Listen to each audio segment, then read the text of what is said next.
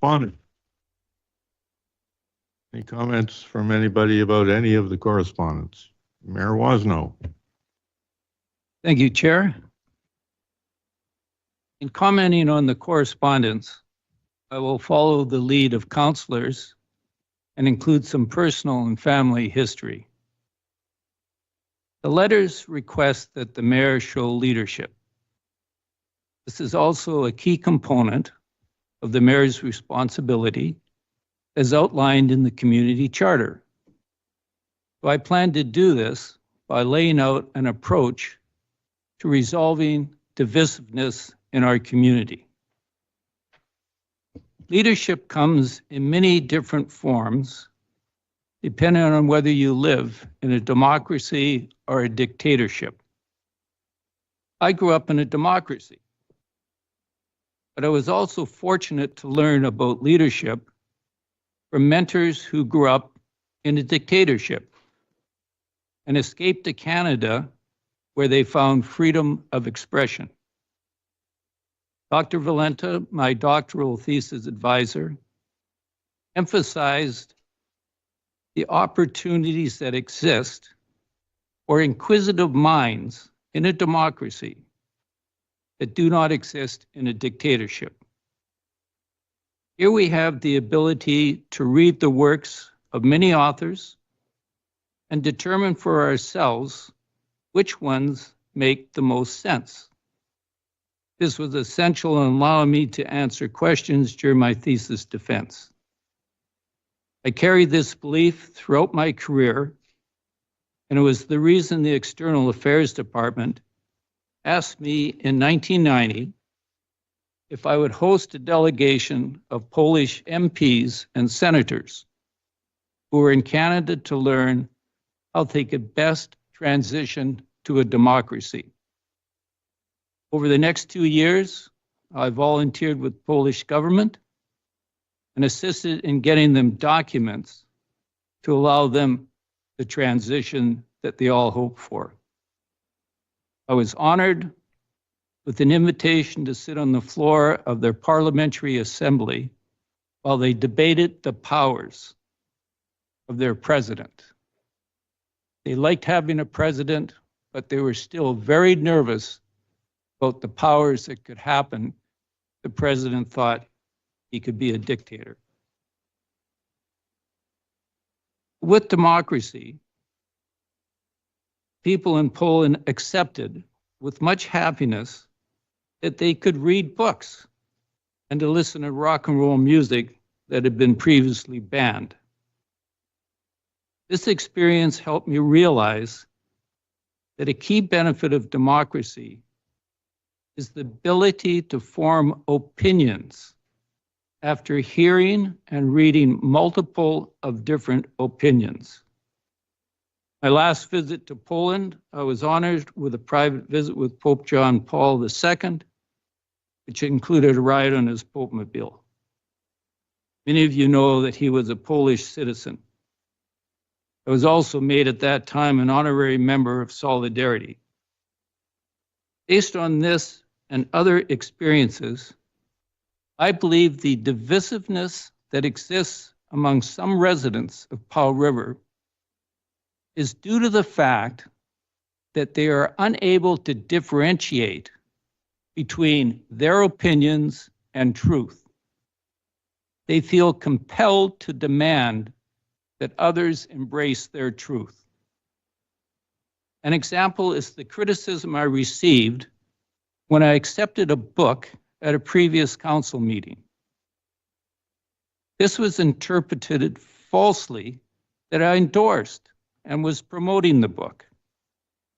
Had the individual shown me the courtesy of contacting me, they would have known their concern was unfounded.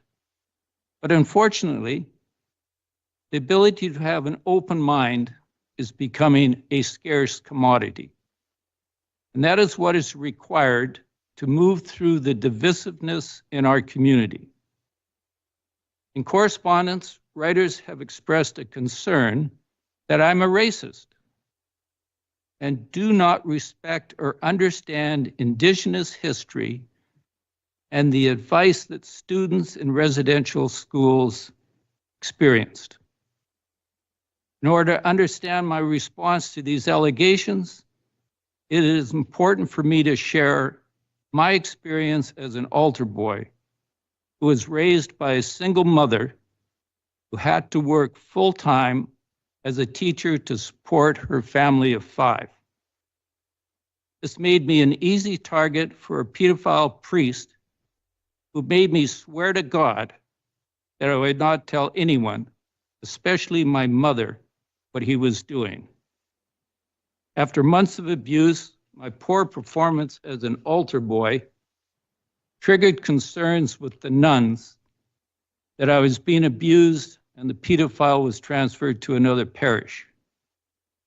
My survival of that experience was largely due to the mothers of my school friends who must have sensed what was happening because of the dramatic change in my behavior, and without saying anything, found ways to help me heal. Notwithstanding this experience, I somehow remained open-minded about the church and had a lifelong friendship with Father Mike McCaffrey, who taught me leadership and training when I was in grade 11. Father Mike, as you may know, is well known as having performed the marriage ceremony for the Gretzkys in Edmonton. He also championed my ask for an apology from the Archbishop of Edmonton, which resulted in an apology.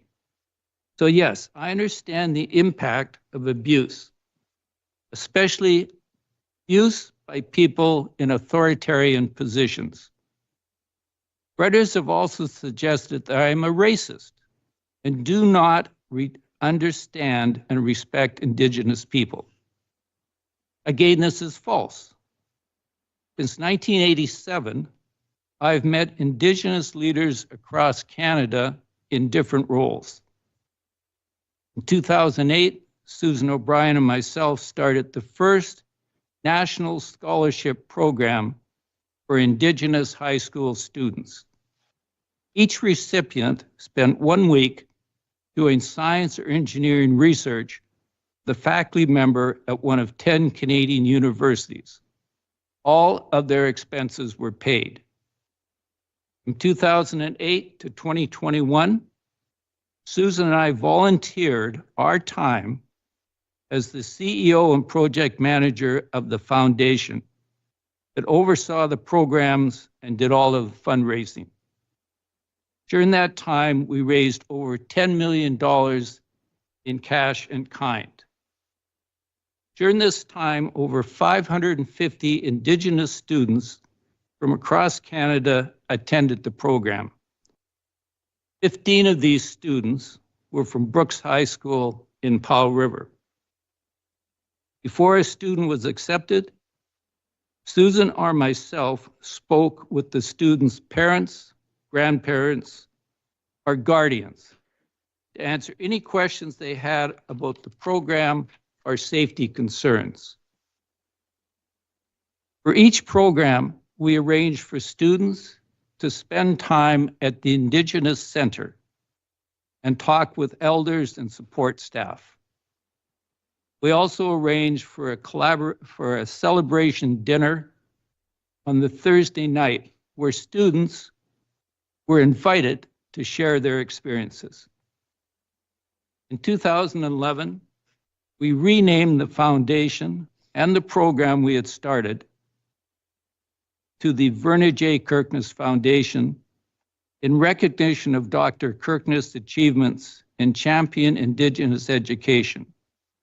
Dr. Kirkness also taught at a residential school, and she shared with us her knowledge and understanding of residential schools. From 2008 to 21, I attended a Kirkness program every year, met all of the students, and often jointly presented certificates to the students with Dr. Kirkness.